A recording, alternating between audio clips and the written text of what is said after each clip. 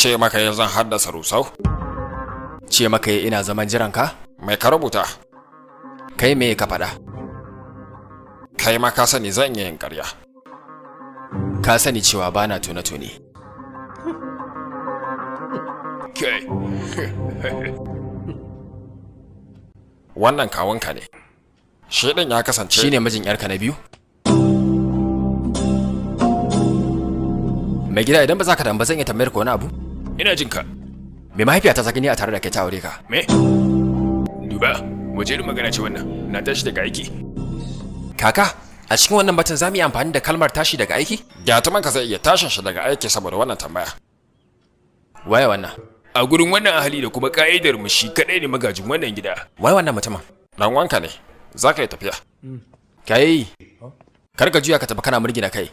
Ba a koya maka yadda za ka dinga gaida manyanka bane ba?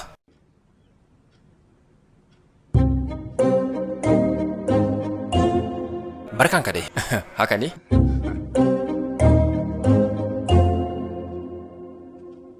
Ƙaniyarka da kai da barka dai din daga tsaye. Gaskiya ni wannan bai min ba. Na suburbuɗa maka albarka, za ka yi tafiya. Kowa da kowa daga cikin 'yan wasan suna nan. Sai dai kuma ban ga babbar jagorar tafiyar ba. Ka rufe ta ne a cikin gida? Ka fara sa hannu a takardar. Za ta zo. Ta fara zuwa dai tukunna. Sai in saka hannun. A wacce ranar da ka zo ofishi da na sani mun kama kamar yi maka sambade bade. Sambade bade kamar wani lusari? Kai!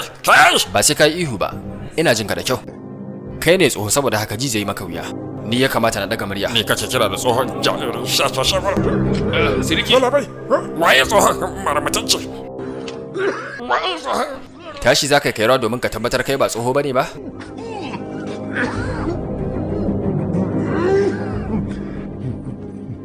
Akan wannan? Sa hannuna kake bukata? A'a. Masoyana kaɗai nake sakawa hannu ba kowane tarkace ba. Na ga wannan. Ina tunanin ma baya buƙatar magani tun da gashi ya daina tarin.